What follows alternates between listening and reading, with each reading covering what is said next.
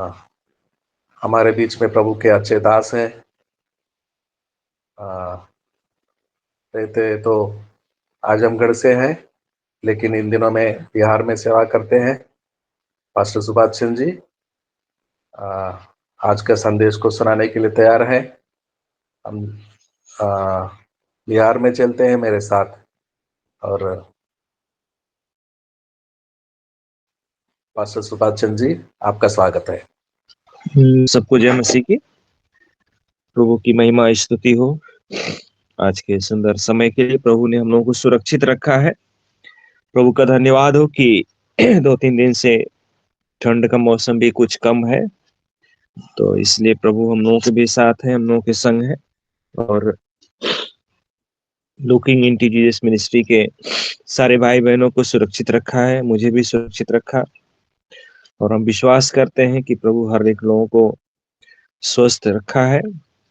और धन्यवाद देते हैं प्रभु के लिए कि प्रभु ने हम लोगों को अब तक जीवित रखा है। आज के दिन के लिए कितनों ने चाहा होगा, नहीं देखा होगा, लेकिन आज का दिन प्रभु ने हम लोगों को दिया है, तो हम लोग उसकी महिमा स्तुति बढ़ाई करते हुए आज के वचन के द्वारा वचन से हम लोग परमेश्वर के कार्य को शुरू करेंगे। तो हम लोग वचन में सीखने जा रहे हैं। परमेश्वर के जन है हम लोग। क्या है?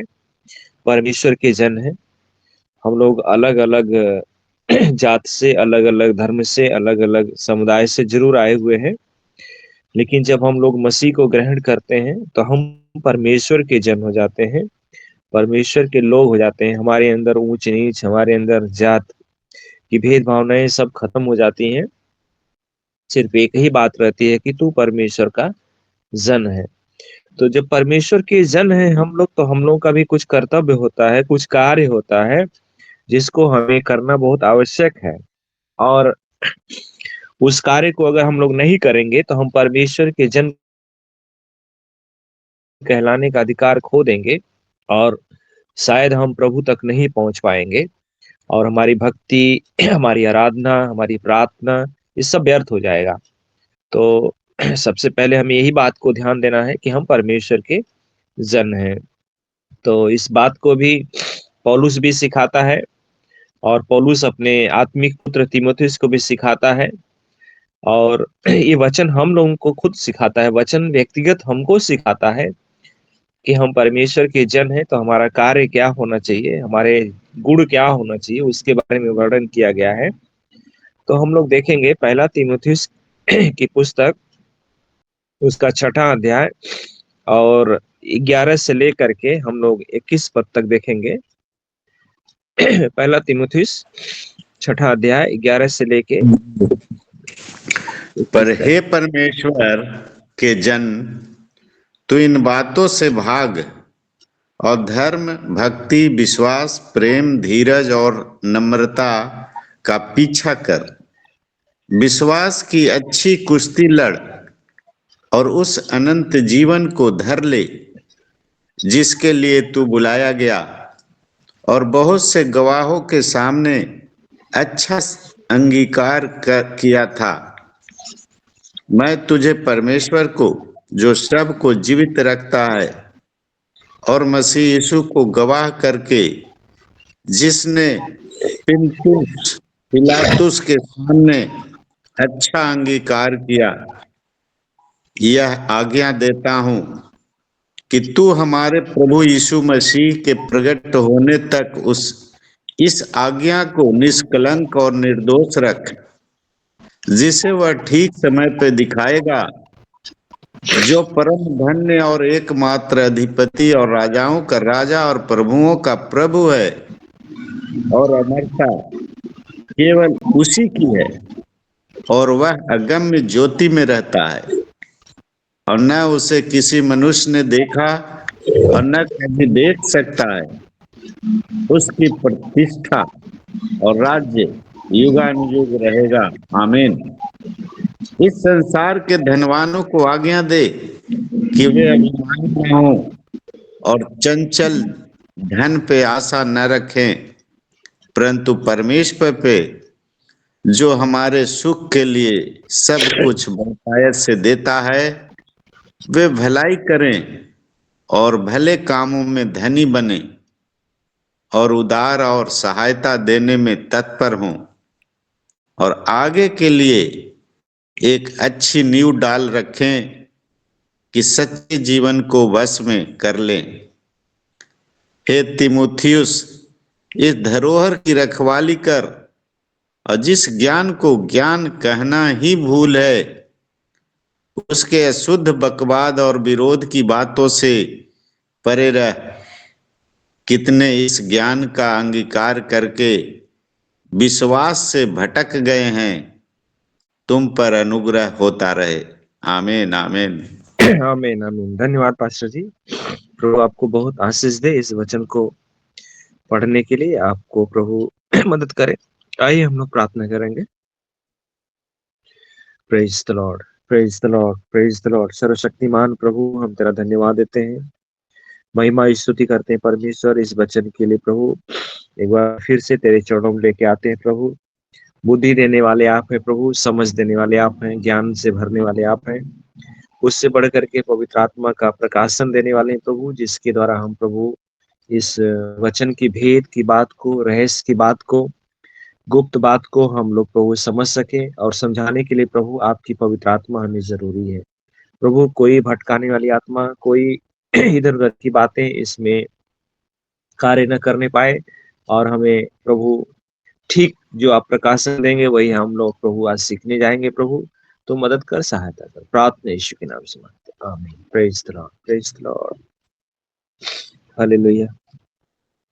तो इसमें हम लोग देख रहे हैं पौलुस जो है कि तीमुथियुस को चेतावनी दे रहा है और सिखा रहा है, क्योंकि पौलुस के साथ साथ बहुत समय तक तीमुथियुस जो है कि रहा, और उसके सारे बातों को, सारे कार्यों को वो देख करके उसका अनुसरण करता था, वैसा ही वो करता था।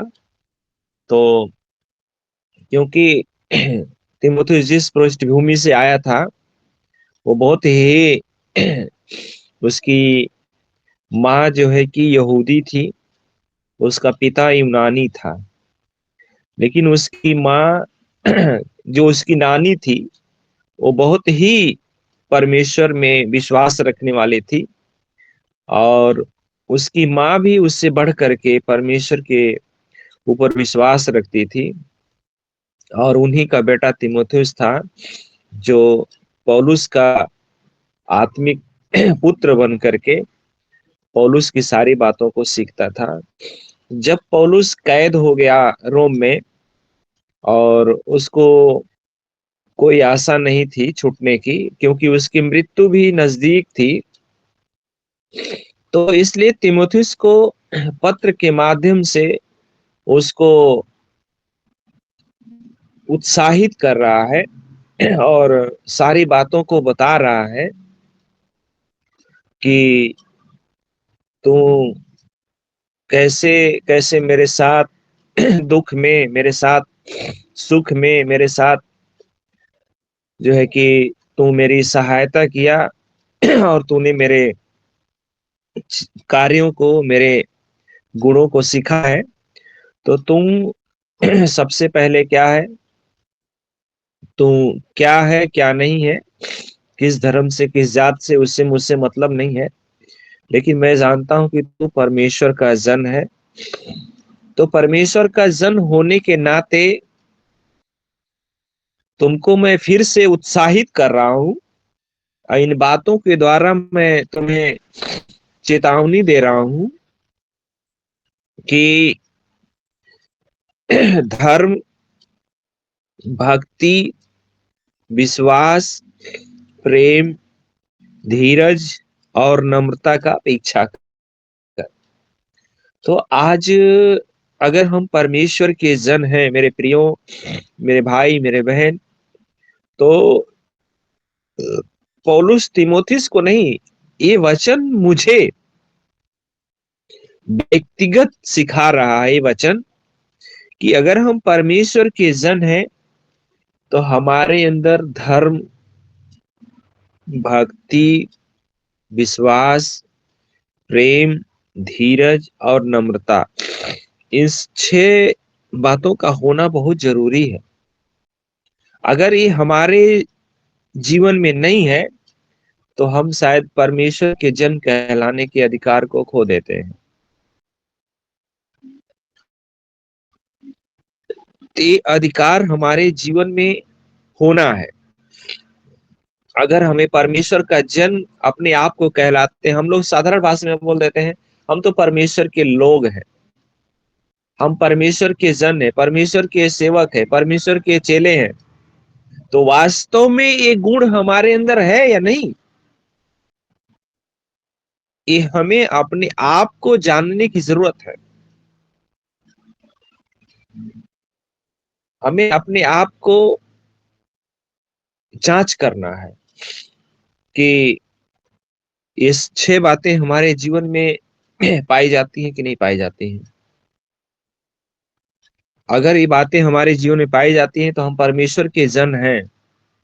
अगर ये बातें पाई नहीं जाती है तो अभी भी हमें परमेश्वर के जन कहलाने के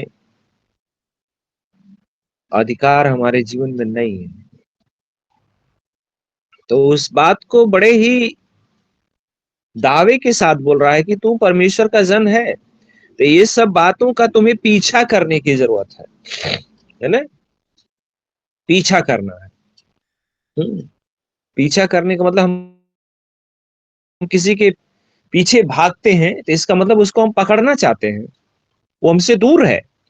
तो हमें जब तक हम इस पृथ्वी पे जीवन व्यतीत करते हैं, जब तक हमारी आयु निश्चित है, तब तक हम पृथ्वी पे हैं, तो हमें इसका पीछा करना है। धर्म का पीछा करना है, भक्ति का पीछा करना है, विश्वास का पीछा करना है, प्रेम का पीछा करना है, धीरज का पीछा करना है और नम्रता का पीछा करना है। ये नहीं है कि हम बहुत अनुभवी हो गए हैं, 50 साल से विश्वास में है, 60 साल से विश्वास में है, तो हमें पीछा करने की जरूरत नहीं। मरने तक, कब्र में जाने तक हमें इसका पीछा करना है। और यही सब हमको, इन्हीं सबों का पीछा करते करते हम परमेश्वर के पास, प्रभु यीशु मसीह के पास पहुंच सकते हैं। इसमें से एक जो कोई भी अगर बातें हमारे जीवन में नहीं पाई जाएंगी तो शायद हम वंचित हो जाएंगे। तो हमको इसका पीछा करके आगे बढ़ना है और विश्वास की अच्छी कुश्ती लड़ना है ना, और अनंत जीवन को धर लेना है। देखिए, ये सब पीछा करेंगे तभी हम विश्वास की अच्छी कुश्ती लड़ सकते हैं और अनंत जीवन को धर लेंगे, जिसके लिए तू बुलाया गया है और बहुत गवाहों के सामने अच्छा अंगीकार किया है। पौलुस तीमुथियुस को सिखा रहा है कि तू अविश्वास की अच्छी कुश्ती लड़। मैंने विश्वास में कैसे कैसे धीरज धरा, मुझे कितना सताया गया, समुद्र के लहरों के बीच में, एथेंस के बीच में, रोमी साम्राज्य के बीच में, मैं कैसे कैसे अपने विश्वास की कुश्ती लड़ा। मैं उनसे शायद शारीरिक रूप से लड़ता तो मैं हार जाता, लेकिन मैंने विश्वास की कुश्ती इसीलिए लड़ा कि मैं अनंत जीवन को धर लूं, मैं अनंत जीवन को पा जाऊं। और हमें प्रभु इसीलिए बुलाया गया है, परमेश्वर ने हमें इसीलिए बुलाया है। और मैंने बहुत गवाहों के सामने अंगीकार भी किया है। पौलुस बोल रहा है कि मुझे लोगों ने बोला तुम छोड़ दो, लेकिन मैंने जो अंगीकार किया था यीशु मसीह का, उसको मैं कैसे छोड़ दूं, उस प्रेम को मैं कैसे छोड़ दूं, उस भक्ति को मैं कैसे छोड़ दूं, उस विश्वास को मैं कैसे छोड़ूं, उस प्रेम को, उस धीरज को, उस नम्रता को मैं कैसे छोड़ूं। अगर मैं इसको छोड़ दूंगा तो मुझे अनंत जीवन नहीं मिलेगा। हमें अनंत जीवन को पाना है। मेरे प्रियो, आज हम लोग दिन रात परिश्रम करते हैं, भोर में उठ के प्रार्थना करते हैं, एक जगह से दूसरे जगह तक हम लोग परिश्रम करके, मेहनत करके, पैदल, गाड़ी से, ट्रेन से, बस से, मोटरसाइकिल से धक्का खा के जाते हैं। क्यों जाते हैं? क्योंकि हमें अनंत जीवन मिले, हमें अनंत जीवन को पाना है। और अनंत जीवन पाने के लिए हमें विश्वास की अच्छी कुश्ती लड़ना है। मनुष्यों से लड़ने की जरूरत नहीं है, विश्वास की अच्छी कुश्ती को लड़ना है।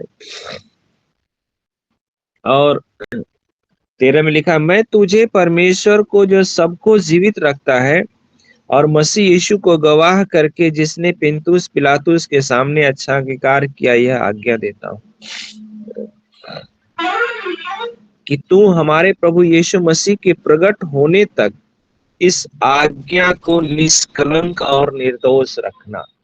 जो आज्ञाएं हमें दी गई हैं, जो जो बातें हमें सिखाई गई है, जो जो बातें हमें बताई गई है, वो आज्ञाओं को हमें यीशु मसीह के प्रकट होने तक हमें निष्कलंक और निर्दोष रखना है। जिस प्रकार से पौलुस जरूर दोषी था, लेकिन जब उसका यीशु मसीह से मुलाकात हुई तो निर्दोष बनने की कोशिश किया, निष्कलंक बनने की कोशिश किया, आज्ञा को पालन करने के लिए पूरी पूरी उसने जो है कि कोशिश किया। दुख में रह करके, मुसीबतों में रह करके, सतावटों में रह करके उसने परमेश्वर को निष्कलंक रखा, अपने आप को निष्कलंक रखा, दोषी नहीं हुआ, निर्दोष था। तो वैसे मेरे प्रियो, हम लोगों को भी आज ये वचन सिखा रहा है कि जब तक प्रभु का आना नहीं होता है तब तक हम लोग अपने आप को निष्कलंक और निर्दोष रखें।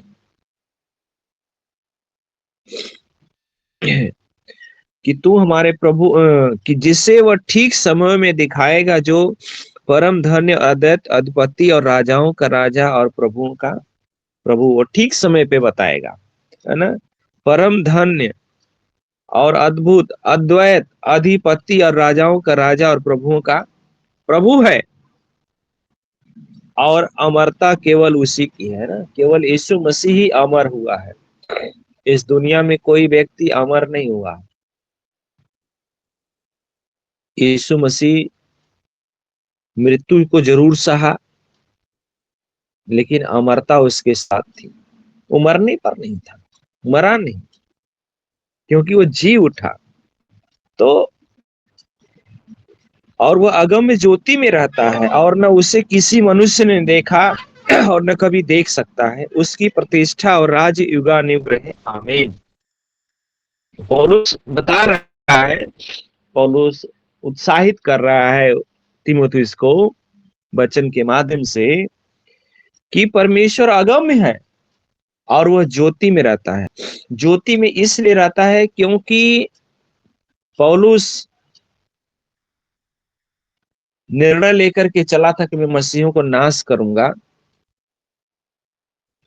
लेकिन उस टापू में उसको ज्योति के द्वारा दर्शन हुआ, उसको ज्योति चमकी उसके ऊपर। शब्द तो सुना, लेकिन उसको चेहरे को नहीं देखा। कह रहा है कि मैंने सिर्फ ज्योति को चमकते हुए देखा, लेकिन उस मनुष्य को मैंने नहीं देखा और ना ही कोई कभी देख सकता है। कोई भी कह रहा है कि ना ही कोई देख सकता है। जब तक वो नहीं आएगा पृथ्वी पे न्याय करने के लिए, तब तक कोई नहीं देख सकता है। और उसकी प्रतिष्ठा और राज्य युगानुयुग रहेगा। उसकी जो प्रतिष्ठा है, उसका जो राज्य है, वो युगानुयुग रहेगा, आमीन। ऐसा ही हो, ऐसा ही हो। पौलुस कह रहा है कि ऐसा ही होने पाए कि उसकी ज्योति, आज उसकी भी ज्योति हमारे और आपके ऊपर चमकी है। उसकी रोशनी, उसका प्रकाश हमारे ऊपर चमका है। हमने देखा नहीं उसको, उसके रूप को हम लोग कल्पना कर सकते हैं। आज लोग फोटो पिक्चर क्या क्या बनाते हैं, लेकिन हम उसको मानते नहीं है। क्योंकि जिस समय यीशु मसीह था उस समय इतना डिजिटल जमाना नहीं था, तो हम देख नहीं सकते। लोगों ने कल्पना किया है, लेकिन हमारे ऊपर जिस दिन ज्योति चमकी, जिस दिन उसका उजाला हुआ, प्रकाशन हुआ, उसी दिन हमारा जीवन बदल गया और हमने उसकी महिमा को देखा और उसी ज्योति के बारे में दूसरों को हम लोग बताते हैं। और लिखा है कि इस संसार के धनवानों को आज्ञा दे कि वे अभिमानी न हो और न चंचल धन पर आशा रखें, परंतु परमेश्वर पर जो हमारे सुख के लिए सब कुछ बहुतायत से देता है, बहुतायत से देता है। हम लोग जितने लोग यहाँ पे जुटे हैं, 15 लोग हैं, इसमें हम लोग, मेरे प्रियो, जरूर हम कभी कभी परेशान हो जाते हैं, निराश हो जाते हैं कि ये कार्य कैसे होगा, लेकिन प्रभु ठीक समय पर हमारी जरूरतों को पूरा करता है, हमारी आवश्यकताओं को पूरा करता है। इसलिए कह रहा है कि धनवानों को आज्ञा दे कि घमंडी ना हो, अभिमानी ना हो, चंचल धन पर आशा न रखें, परंतु परमेश्वर पर जो हमारे सुख के लिए सब कुछ बहुतायत से देता है, हमारे सुख के लिए। आज बहुत से धनवान लोग हैं, सुख नहीं पाते हैं, अपने धन का सुख नहीं पाते हैं, लेकिन हमारे पास कुछ भी नहीं है, लेकिन हम उससे बड़ा सुख पाते हैं, क्योंकि यीशु मसीह मेरे संग संग रहता है और मेरी सारी आवश्यकताओं को पूरा करता है। इसलिए हमारा धन चंचल नहीं है। जो हमारा धन है, स्वर्गीय धन है, वो स्थिर है,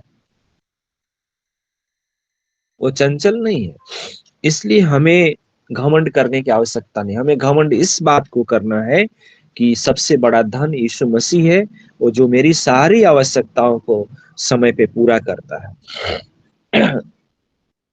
और अगर धनवान बनना है तो भलाई करें और भले कामों में धनी बने और उदार और सहायता देने में तत्पर रहना। अगर भलाई करना है, अगर धनवान बनना है, तो भलाई का काम करके धनी बनो, लोगों की मदद करके धनवान बनो, सहायता करके धनवान बनो। हमारे पास धन बहुत है, हमारे पास बहुत कुछ है, लेकिन हम लोग क्या करते हैं, उसको लोगों को मदद नहीं करना चाहते हैं। लेकिन हम मसीह लोग के पास नहीं रहते हुए भी, कुछ भी नहीं रहते हुए भी, फिर भी हम लोग दूसरों की क्या करते हैं, मदद करते हैं, सहायता करते हैं, भलाई करते हैं, एक दूसरे की भलाई करते हैं और भले कामों के द्वारा हम धनी बनते हैं। वचन में कई बार लिखा है कि इस व्यक्ति के पास तो कुछ भी नहीं है, लेकिन ये मन का बहुत धनी है, ये मन का बहुत धनी है। इसके पास जरूर धन नहीं है, लेकिन मन का धनी है। तो हमें अपने मन का धनी बनना है, शारीरिक और दिखावे के लिए धनी नहीं बनना। हमारे मन में धन होना, मन में धनी होना है। लोगों के पास धन है जरूर, लेकिन मन का धन नहीं, धनी नहीं है। तन का धनी है, मन का धनी नहीं। हमें मन का धनी बनना है, तभी हम दूसरों की सहायता करेंगे। और लिखा है आगे के लिए एक अच्छी नींव डाल रखें। चेतावनी दे रहा है तीमुथियुस को कि एक अच्छी नींव रखना। एक अच्छी नींव जब तक नहीं रहेगी, तब तक घर अच्छा नहीं बन सकता है ना। तो ये चट्टान और बालू का कहानी यहाँ पे शुरू हो जाएगा। धनवान व्यक्ति ने कैसे क्या करते हैं, लेकिन जो बुद्धिमान होते हैं अपने घर को बुद्धि से बनाते हैं। मूर्ख लोग कैसे कैसे बालू पे घर बनाते हैं। तो वचन बोल रहा है कि आगे के लिए एक अच्छी नींव अच्छी नींव डालना है ना? या कहे तो घर बनाने के लिए हमें अच्छे जगह का चुनाव करना है, अच्छे मटेरियल को लगाना है। जैसे बीज बो रहे हैं तो अच्छे बीज को बोना है, ताकि उससे हमें कुछ लाभ हो, कि सत्य जीवन को बस में कर लेंगे, है ना। सत्य का जीवन जो दिया है उसको हमें अपने बस में कर लेना है। और फिर कह रहा है तीमुथियुस इस थाती की रखवाली कर, है ना। परमेश्वर ने हमें एक थाती दिया, धरोहर दिया है ना। कुछ लोगों को उनके माँ बाप उनको धन संपत्ति की धरोहर दे के चले जाते हैं, कुछ सोने चांदी की धरोहर दे के चले जाते हैं, क्या क्या दे के चले जाते हैं उनके माँ बाप, लेकिन वो लोग रखवाली नहीं कर पाते हैं। लेकिन जो परमेश्वर ने हम लोगों को धरोहर दिया है, थाती दिया है, वही थाती है। क्या थाती है? धर्म, भक्ति, विश्वास, प्रेम, धीरज और नम्रता। ये हमारी थाती है, ये हमारी धरोहर है। हमारा जीवन इसी पे टिका हुआ है, इसकी हमें रखवाली करना है। हमें एक धरोहर मिली है, और जो व्यक्ति इस धरोहर की रखवाली नहीं करेगा उसका जीवन क्या होगा वो प्रभु के हाथ में है। हम नहीं बता पाएंगे, वो प्रभु के हाथ में है। लेकिन जो लोग इस थाती की रखवाली करेंगे, इस धरोहर की रखवाली करेंगे, वो अनंत जीवन को धरेंगे, वो अनंत जीवन को पाएंगे। और इसीलिए पौलुस कह रहा तीमुथियुस की कि जो धरोहर मैंने तुमको दिया है उसकी रखवाली करना। और तुम्हारे पास बहुत ज्ञान है तो तुमको ये मत कहना कि मैं बहुत ज्ञानवान हूं। ज्ञान को ज्ञान कहना भूल है। उसके अशुद्ध, बकवाद और विरोध की बातों से परे रह। बहुत लोग आज सोचते हैं कि मेरे पास बहुत ज्ञान है, संसारिक ज्ञान भी है, आत्मिक ज्ञान भी है, धार्मिक ज्ञान भी है, लेकिन इस सब ज्ञान से अशुद्ध बकवाद होते हैं, बकवाद होते हैं, है ना, बकवाद होते हैं। कुछ नहीं होता, इससे बकवाद होता है। लेकिन जब हमारे पास धरोहर रहेगा उससे बकवाद नहीं होगा।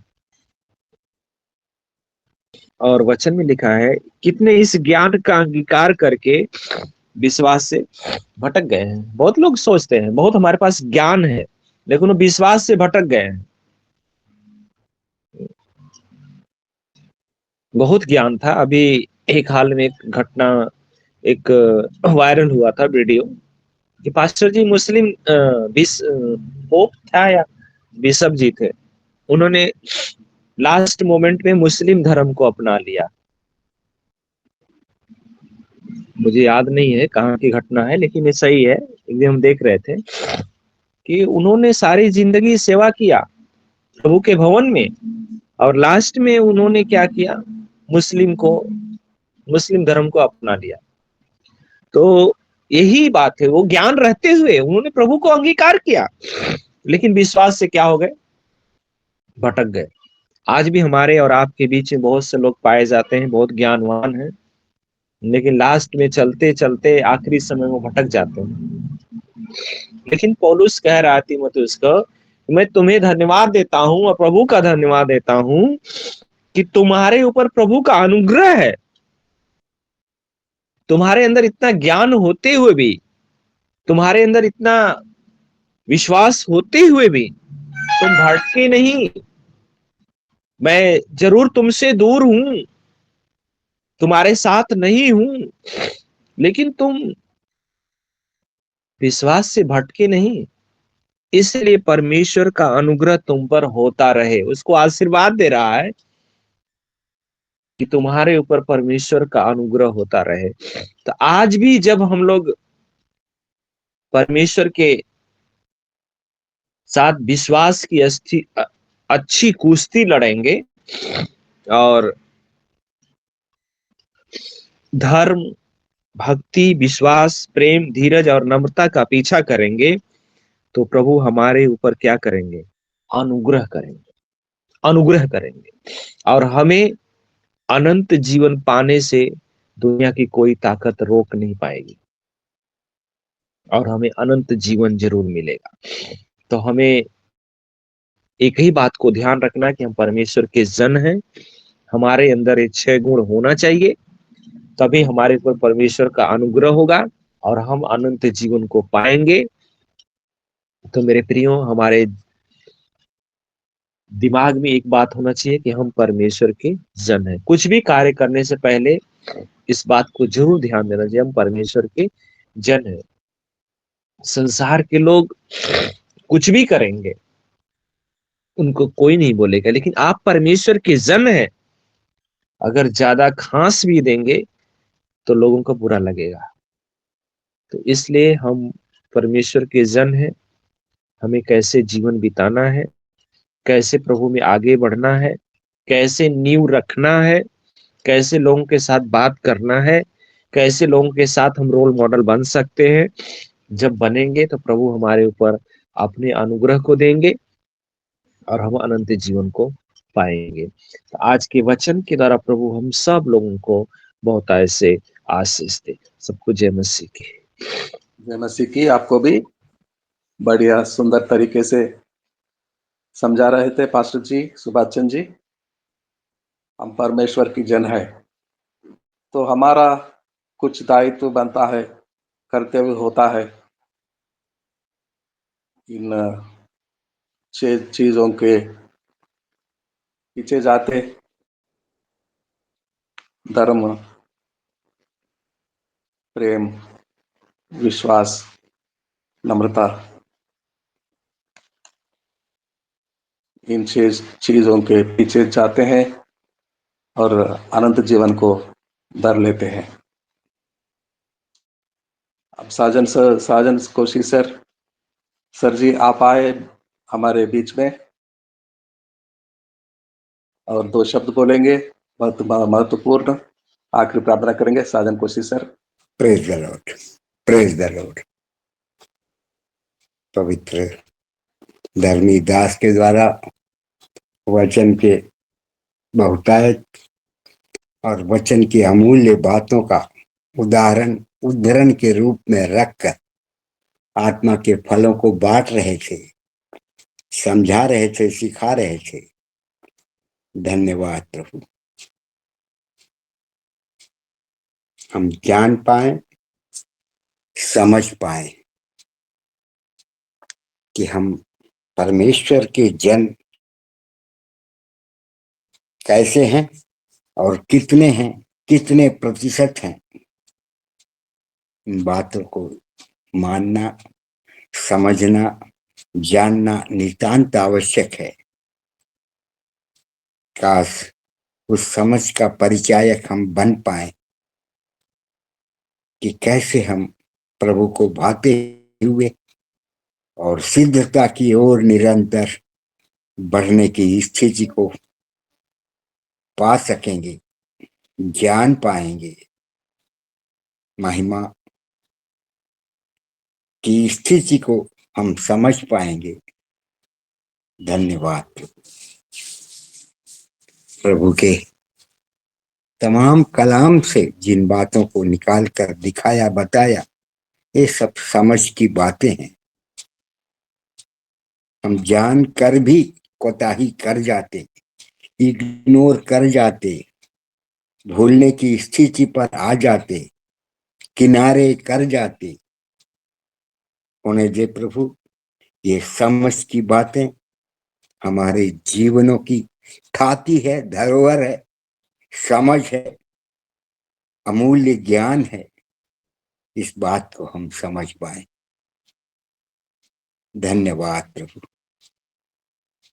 अच्छा वचन समझाया गया, दर्शाया गया और एक एक के मनों में वास करने की स्थिति पर डाला गया कि हमारा जीवन कैसे प्रभु को भाता हुआ और सिद्धता की ओर निरंतर उस उद्देश्य को लेकर चलने की आवश्यकता है, खटखटाने की आवश्यकता है, मांगने की आवश्यकता है।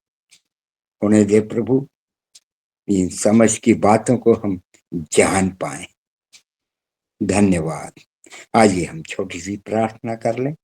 धन्यवाद और स्तुति के हो परमेश्वर, इस पवित्र दिन के लिए, विश्रामवार के लिए, दिन के लिए हम धन्यवादी हैं पिता।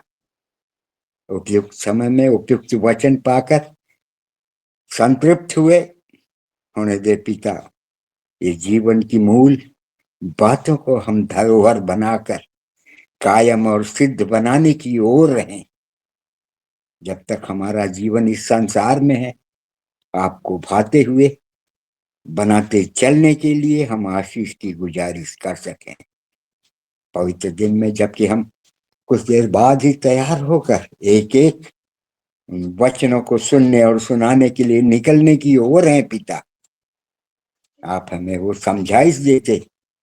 धन्यवाद, अनुग्रहित दिन के लिए धन्यवाद जी प्रभु। जहां वचन बांटा जाता, बोया जाता, ये शुद्ध और पवित्र वचन एक एक के जीवन में अंगीकार करने की स्थिति पर रह सके, बन सके प्रभु। धन्यवाद प्रभु।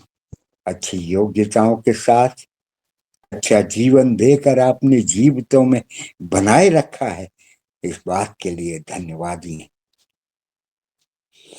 पूरा उत्तरी भाग ही नहीं, मध्यम भाग तक पिता परमेश्वर ठंड अपने गति की ओर है पिता। ऋतुओं का अपने समय पर पूर्णता की ओर होकर बढ़ना निरंतर आवश्यक है। तभी दूसरा ऋतु जब आता है वो अपने वेग को दिखाता है।